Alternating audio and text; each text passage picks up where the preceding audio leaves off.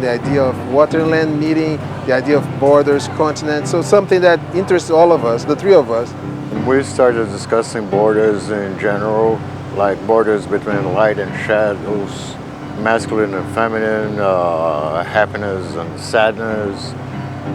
Where the Water Meets the Land was a title that came from a poem by Elizabeth Bishop. And there's a line in one of her poems that says something about the water meeting the land.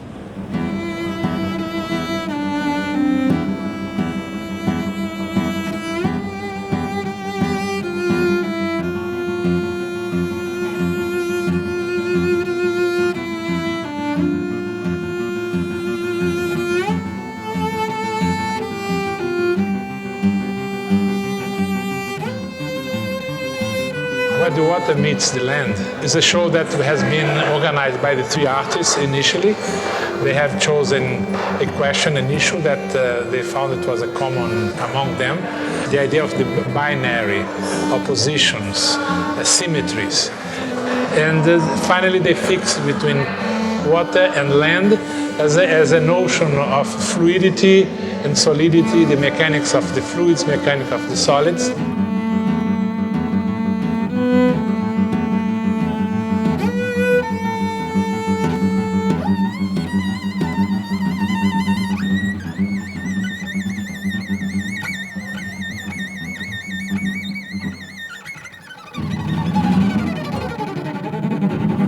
And actually, we are not in front of a theme, but rather of a situation in which ideas are raised from that notion, that dynamic notion of the encounter between water and land. We are not discussing a thematic aspect, but how those artists can establish visual problems for the viewer.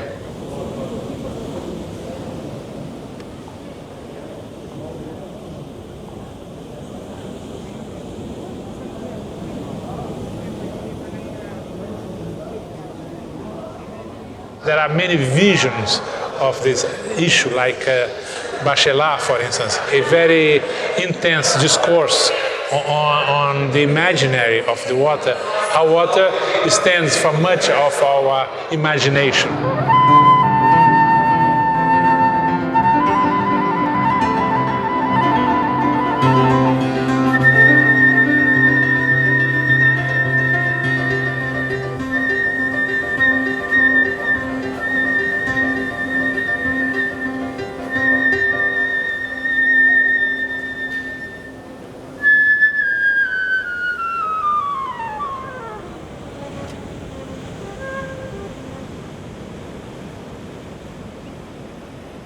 Many people ask me why I travel to photograph. It seems to me that I can't photograph when I don't feel there is a sort of a strangeness in what I'm looking at. And this happens when you feel that you're foreign in a place. It sort of triggers your imagination. But this is a thing that works in displacement when you travel. But it also works psychologically because you can travel in your own room, in your own office. There are some moments when you're staying there and suddenly you feel there is a strangeness in that place and you're foreign for a second and you see something that you had never seen before.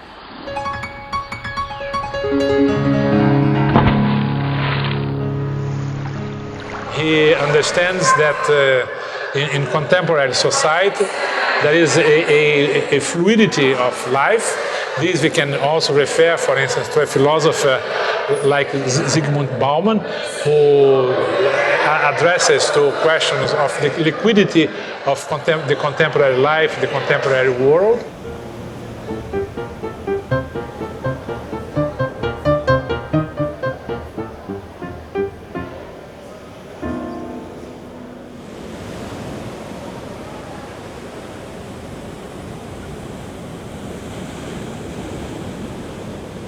The other approach that Kossoi has towards the visual culture is very much an interest in the big paintings, and especially the mannerist This aspect of a detail can be connected to the idea of the punctum in Roland Barthes' Camera Lucida.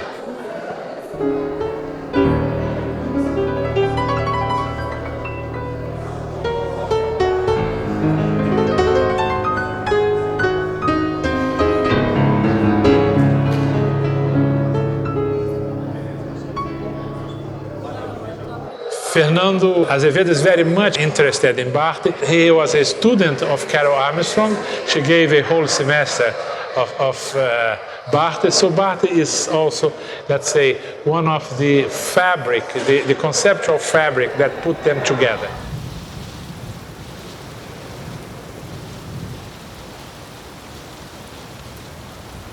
The way I approached it was more thinking of water meeting the land, not horizontally but vertically. The cycles of water, like sky and land, and rain and blood even, and waters in the pipe of your kitchen, like understand as a essential thing for life. But also in a more metaphorical way, the tension between two poles, right, that produces an energy that is life.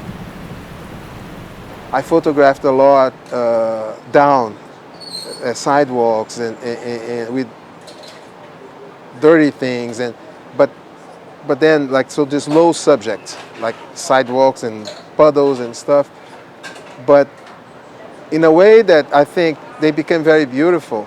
So it's like questioning this idea of something low or something high, sublimation. The tension is what is interesting between two poles, right?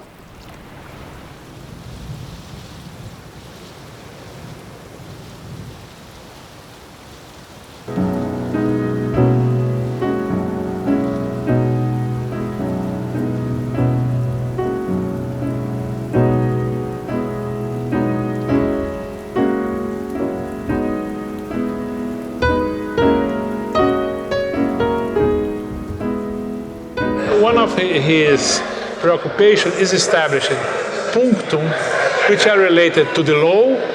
Let's say it can be a used condom in a street, a hair in a very clean sink. In other words, that which disturbs the purity of the world or the purity of the water, and from that which is abject, that is repulsive to us, it's also what makes us think and stop, the strangeness that brings us to a certain level of consciousness. So that's another concept for him, how to trap the abject. The conceptual interests of Azevedo is very much connected to his courses with Rosalind Krauss in her theories on the surrealist photography, the idea of a convulsive beauty in surrealist photography.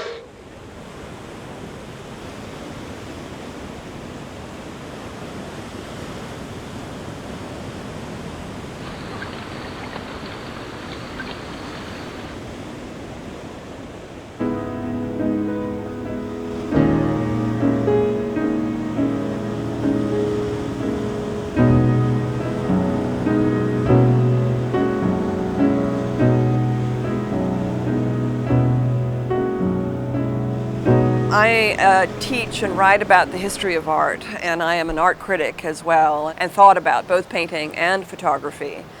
My specialty is 19th century painting, is Impressionist painting in particular. Instead, I was interested in exploring the edge between painting and photography. So I want to use the photographs in a painterly way so that people can see, so I can convey how blue the water feels, how green the foliage feels, to make it vivid to people, to make it living. There are a series of 4 pictures of the ocean. It's where I was most purely interested in water and land. Images of ocean, ponds, beach, and small rivers, in which this fluidity at the same time addresses to a notion of mapping the waters. But this mapping is mostly poetical.